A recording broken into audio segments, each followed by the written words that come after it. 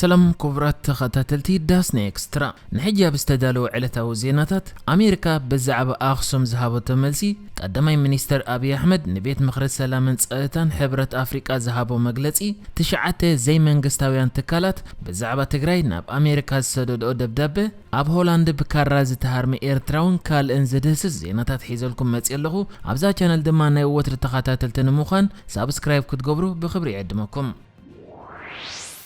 اب ኢትዮጵያ بቋንቋ እንግሊሽ ተጻሒፋ ትሕተም ሓንቲ ዘ ኢትዮጵያን ሃራልድ ትበሃል ጋዜጣ ነቲ ብኤምነስቲ ኢንተርናሽናል ኣብ ኣክሱም ተፈጺሙ ዝተባሃለ ጃምላዊ ቅትለት ሲቪላውያን ሰባት ኣየጋጥመን መርትዖውን የብሉን ናይ ኣሜሪካ USAID ዝበሃል ናይ ረድኤት መንግስታዊ ትካልን ምጽራይ ገይሩ ግዳያት ይኹኑ መቃብርን ኣይረኸበን ዝብል ጽሑፍ ድሕሪ ምዝርግሓ እቲ ብመንግስቲ ኣሜሪካ ዘካየድ USAID ዝበሃል ናይ ረድኤት ትካል ነቲ ናይታ ጋዜጣ መግለጺ ካብ ሓቂ ዝረሓቐ ክብል እዩ መልሲ ሂብሉ اتا نا ኢትዮጵያ ጋዜጣ ኣብቲ ናይ ኣክሱም ጃምላዊ ቅትለት ኣመልኪታ ዝዘርግሐቶ ጽሑፍ ንሓንቲ ኣብ ውድብ ሁማን ራይት ዎች ኣብ ኣፍሪቃ ሓላፊት ዝኾነት ብዛዕባቲ ናይ ኣክሱም ጃምላዊ ቅትለት ዝተዛረበት ኢዳ ሰውየር እትበሃል በዓልቲ ስልጣን ምስ ሕወሓት ተደናገጽያ ዝበለቶ ሓቂ ኣይኮነን እዚ ኸኣ ብUSAID ተረጋጊጽያ ኢላ ነይራ እዚ ይኹን እምበር USAID ኣብ ዘውፅኦ ዕላዊ መግለጺ በኣንጻር ናይቲ ኢትዮጵያ ሃራልድ እትበሃል ጋዜጣ ዘውፅኦቶ ጽሑፍ USAID ኣብ ኣክሱም ዘጋጠመ ክምርምር ዝኾነ ልኡኽ ኣይሰደደን ከምኡውን ኣይመርምረን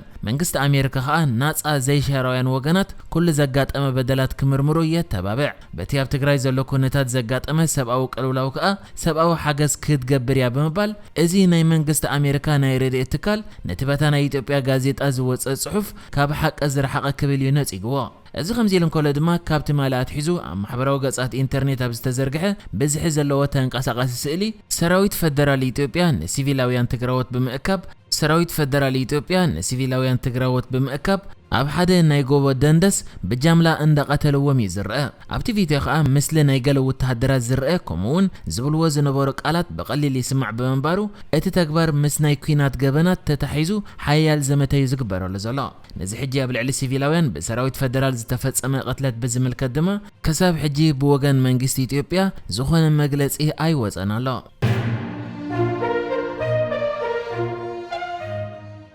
تشعات بعالم درجة لعل صلوة زلون زي منغستاويان تكالات رادئيدن تطابقت سبعو مسلاتن ناب امباسادر امريكا او ودب حبرات هاجرات زخونت ليندا توماس جرينفيلد ابسددو ودبدابه اتي هاجر امريكا تمرحو بايتو صيتا ودب حبرات هاجرات نغداي تግራይ اب قدامنا سريعو فتح كرخبلو كسرح كومدما اب تكلل زغبر زلو بدلات تحتا تكركبلون نزبدلو اب قدم حق كقربون كسرح دحر مصواع ازوم تشعات زي منغستاويان تكالات بايتو صيتا ودب حبرات هاجرات بجكات اب عصو معصو زغبر زلو اخيباتات حدا نحزب كفوت زخونه اخيبا اندحر غيرو نقدماي منيستر اثيوبيا دكتور ابي احمد زولو جهسسب او مسلاتن عمصاتن تميلكا كم زي حلف ملأخت خونه بمبال ازوم تشعات زي منغستاويان تكالات نزاناي حبرات منغستات امريكا امباسادر اب غزي بريزيدنتنت ناي بايت صويتا زولو غونص ططو كبل زك الا خدغبر يمصويعم ازوم تشعات زي منغستاويان تكالات رديتن تطابقت سباو مسلن بعل امنستي انترناشنال هومان رايت ووچن زركبون بعالم درجة سفيح زرغحن صلوان زلوم تكالات يوم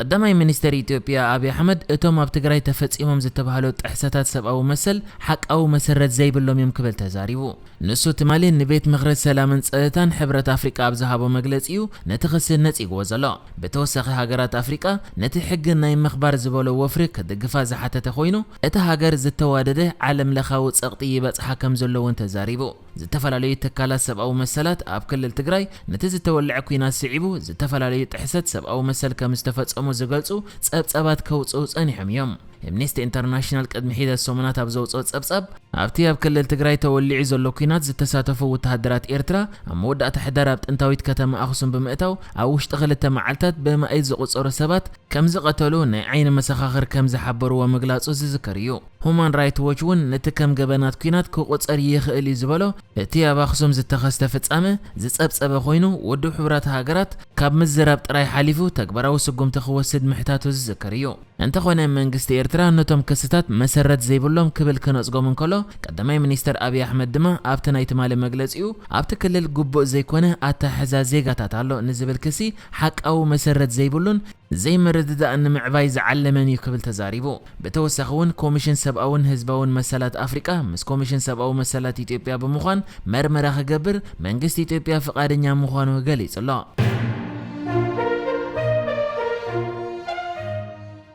ኣብ ሃገር ሆላንድ ሮተርዳም ብትበሃል ከተማ እንተ ሓደ ኤርትራዊ ብኻራ ተሃሪሙ ብኸቢድ ተጎዲኡ ከም ዘሎ ተገሊጹ እቲ ኣብ ከም ኤንኦኤስ ኣደይ ዝበሃሉ ማዕከናት ወፂ ዘሎ ዜና ከም ዘነጽሮ ድማ ሓደ ወዲ 33 ዓመት ዝኸውን ወዲ ካልእ ወዲ 37 ዓመት ዝኸውን ወዲ ናብ መሬት ኣውዲቑ ብኻራ ገይሩ ደጋጊሙ ከም ዝወግኦ ብቋንቋ ትግርኛ ናይ ቃንዛን ዓዊልካ ናይ መዝራበን ቃላት ይስማዕ ከም ዝነበረ ናይ ዓይኒ ምስክር ሓቢሩ እቲ የሮን ዝበሃል ናይ ዓይኒ ምስክር ንማዕከናት ዜና ኣብ ዝሃቦ ሓበሬታ ክልተ ደቂቕ ዝበለ ሰብነት ዘለዎም ሓደ ብላዕሊ ሓደ ብታሕቲ ኮይኖም እቲ ሓደ ነቲ ኣብ ትሕቲኡ ዘሎ እንዳሃረመ ንሱ ካብቲ ኣብቲ ከባቢ ዘሎ ስርሑ እንዳተመልሰ ከም ዝረኣየ ከዓርቆም ናብኦም ኣብ ዝቐርበሉ ግዜ ከዓ ብቋንቋ ትግርኛ ናይ ቃንዛን ዓዊልካ ናይ ምዝራብን ቃላት ይስማዕ ከም ዝነበረ ሃንደበት ግና ክሳብ 30 ሴንቲሜትር ቁመት ዘለዎ ካራ ምስ ረኣየ ነቲ ዝሃርም ዝነበረ ካብ መኪንኡ ብዘምጾ በትሪ ገይሩ ሃሪሙ ነቲ ብኻራ ዝተሃርመ ከድሕን ከም ዝፈተነ ንዕኡ እውን እቲ በዓል ካራ ክጎዮ ምስ ጀመረ ነብሱ ከም ዝተኸላኸለን ኣብ መወዳእታ ግና ፖሊስ ምስ መጹ ከም ዝደሓነ ብምግላጽ ነቲ ብኻራ ዝተሃርመ ህይወቱ ከይሓለፈትን ከላ ምድሓኑ ሕጉስ ምዃኑ የገሊጹ ፖሊስ ሆላንድ ነቲ ዝተጎደ ኤርትራዊ ናብ ኤራስሙስ ሆስፒታል ክወስድዎ እንከለዉ እቲ ዝሃረመ እውን ዝነበረ ቁሩብ መጉዳእቲ ክሕከም ናብ ሕክምና ድሕሪ ምኻዱ ኣብ ትሕቲ ቀይዲ ከም ዝኣተወ ተገሊጹ ኣሎ ክሳብ ሕጂ ከዓ እቲ ተሃሪሙ ዘሎ ጥራይ ድዩ ኤርትራዊ ወይስ እቲ ሃራሙ እውን ኤርትራዊዩ ብወገን ፖሊስ ዝኾነ ሓበሬታ ኣይተዘርግሐን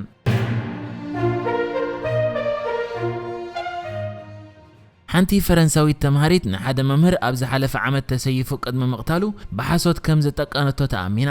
መምህር ሳሙኤል ፓቲ ናይ ካርቶን ምስሊ ነቢ መሐመድ ነተምሃርኡ ድሕሪ ምርኣዩ ኣብ ዝሓለፈ ጥቅምቲ ህይወቱ ዝሰኣነ እታ ብዛዕባ እቲ ምስሊ ኣብ መርበባት ኢንተርኔት ኣንጻር እቲ መምህር ተቃውሞታት ክካየድ ዝገበረት ተምሃሪት ኣብቲ ዝምህረሉ ዝነበረ ክፍሊ ከም ዘይነበረት ተኣሚና ዘስካሕክሕ ቅትለት ናይቲ መምህር ንፈረንሳ ዘሰንበደን ኣብ መላእቲ ሃገር ናይ ተቃውሞ ሰልፍታትን ዘላዓለን እዩ ነይሩ ንኽብሩ ኣብ ዝተኻየደ ናይ ዝኽሪ ኣጋጣሚታት እውን ሰፊሕ ደገፍ ረኺቡ ነይሩ እዩ እታ ስማ ዘይተገልጸት ጓል 13 ዓመት እቲ መምህር ነቲ ናይ ነቢ መሐመድ ካርቶን ቅድሚ ምርኣዩ እምነት ምስልምና ዘለዎም ተምሃሮ ካብ ክፍሊ ኣውፂዎም ክትብል ነብኣያ ነጊራ እቲ ትምህርቲ ብዛዕባ ሓሳብካ ናይ ምግላጽ ናጽነት ዝነበረ ኮይኑ ብመሰረት ማዕከናት ዜና ፈረንሳ ዘርኣዮ ቃለ ምስክርነት ናይታ ጓል ከዓ ነቲ ናይ ካርቶን ምስሊ ኣይረኣኽዎን ጓል ክፍለያ ኣሪኣትኒ ክትብል እያ ተዛሪባ መምህርታ ኣፈኛ ክትከውን ስለ ዝሓተተኣ ተቐርቂራ ያ ሓስያ ክብል እውን ጠበቓኣ ንማዕከን ዜና ኣጃንስ ፍራንስ ፕረስ ሓቢሩ ኣቦ ናይታ ጓል በቲ ዝሃበቶ ሓበሬታ መሰረት